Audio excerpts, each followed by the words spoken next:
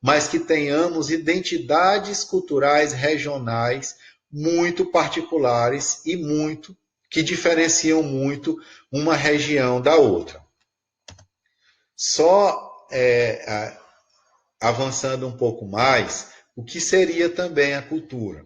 Uma forma comum e aprendida da vida, que compartilham os membros de uma sociedade e que consta da totalidade dos instrumentos, técnicas, instituições, atitudes, crenças, motivações e sistemas de valores que o grupo conhece.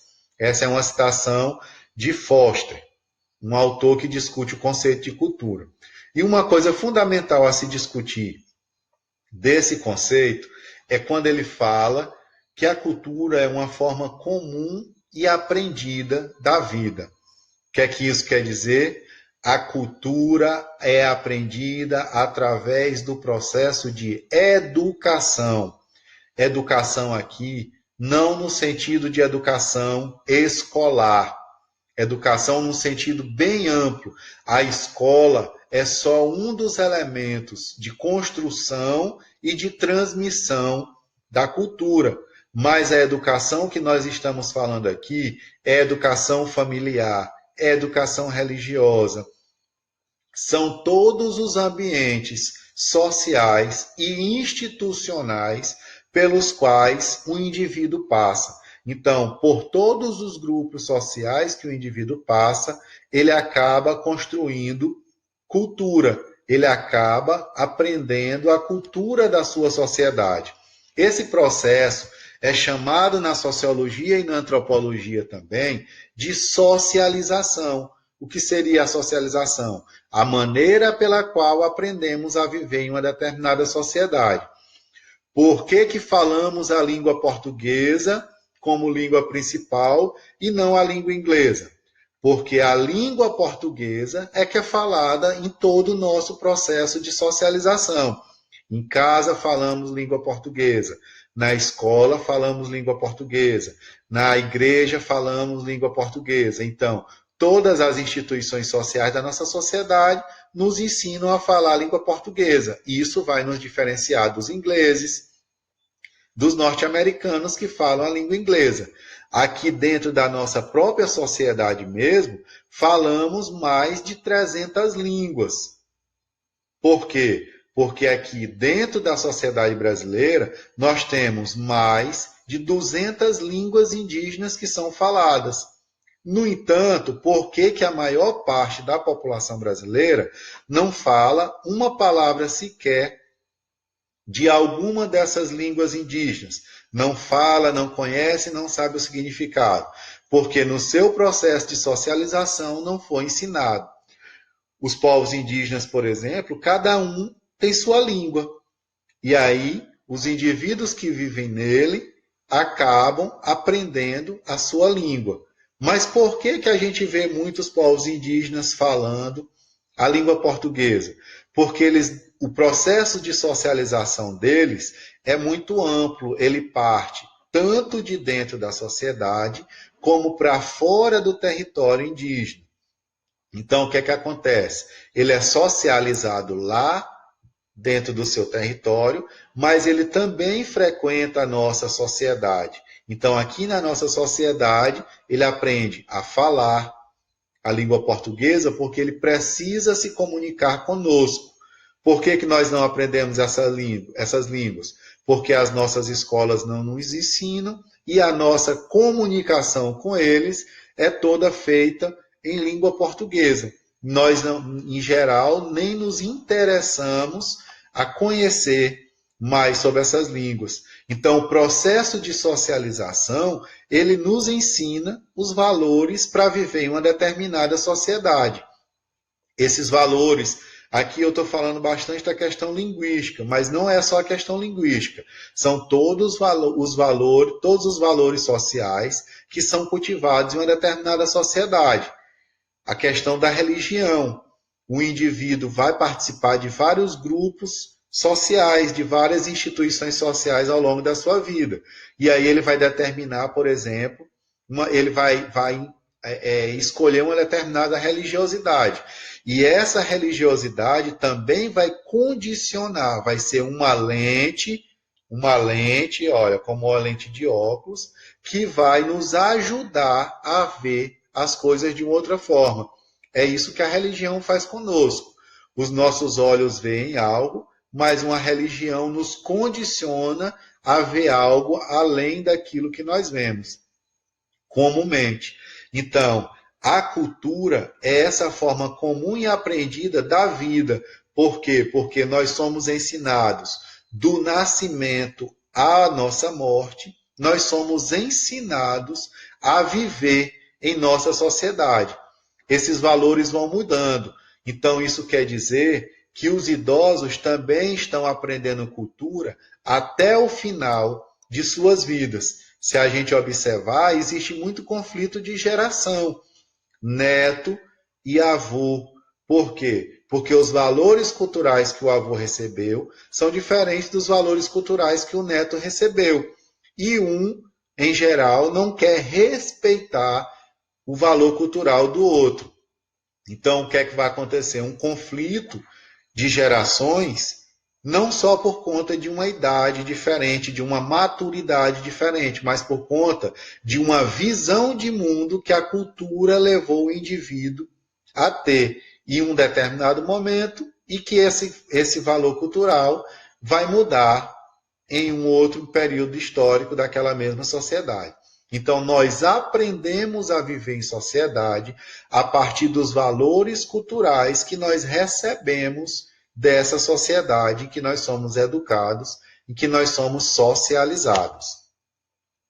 O conceito de cultura, ele também refere-se à totalidade dos conteúdos, dos modos de pensamento e comportamentos transmitidos no decurso do processo de socialização. Eu até acabei antecipando essa discussão agora, quando eu estava discutindo socialização, relacionando socialização à educação.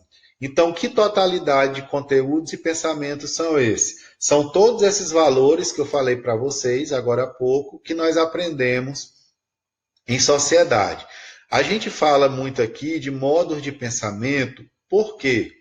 Porque a cultura condiciona a nossa visão de mundo.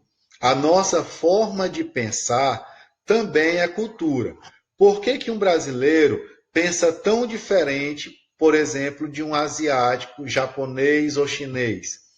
Porque esse modo de pensamento deles foi condicionado pelo processo de educação cultural que eles passaram.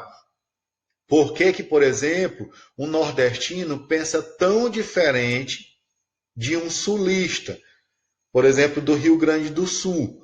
Porque eles foram educados valorizando determinados modos de pensar que eles receberam no seu processo de formação. Lá no Sul, recebeu-se muita influência de europeus.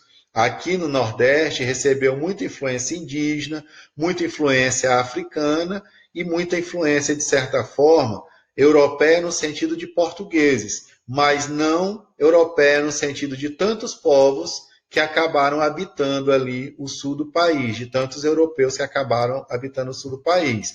Então, isso acabou fazendo com que, dentro do próprio Brasil, as formas de pensar sejam muito diferentes umas das outras.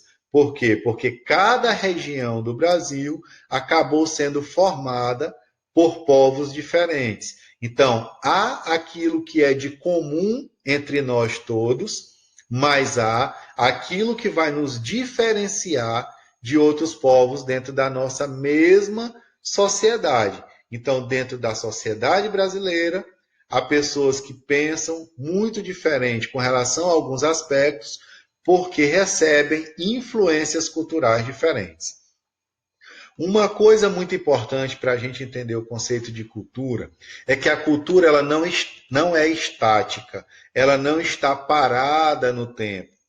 A cultura ela se transforma continuamente. Se a gente olhar para a nossa sociedade hoje, a gente vai observar que os nossos valores culturais hoje, aquilo que a gente valoriza como cultura hoje, no passado era inclusive desvalorizado por outras sociedades, foi pela nossa mesma sociedade, pelos nossos antepassados.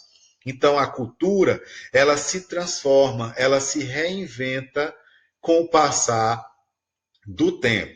Exemplo disso, vamos tentar analisar aqui brevemente alguns aspectos culturais que hoje são valorizados na nossa sociedade como símbolo do que é ser brasileiro, mas que, no entanto, no passado eram totalmente desvalorizados.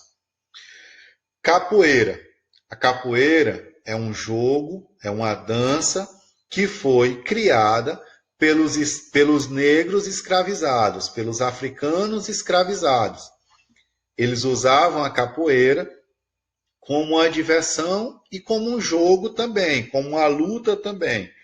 Só que a capoeira, ela era proibida pelo Estado brasileiro do final do século XIX para o início do século XX. Hoje, praticamente todas as cidades do Brasil têm grupos de capoeira. Esses grupos de capoeira se apresentam em praça pública e são extremamente valorizados. No início do século XX, no Brasil, a capoeira era duramente reprimida, inclusive pela polícia. Quem era preso lutando capoeira podia passar até 6 meses preso, recluso, por lutar capoeira. Hoje, a capoeira é considerada um dos maiores símbolos da nossa sociedade. O que acontece é que no início do século, tudo aquilo que era do negro era tentado ser apagado pela sociedade brasileira.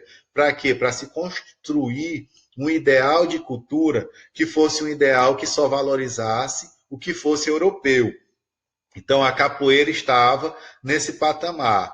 As religiões afro-brasileiras, que ainda hoje são endemonizadas, principalmente pelo cristianismo, eles também fazem parte desse processo. As religiões afro-brasileiras eram perseguidas pela sociedade brasileira.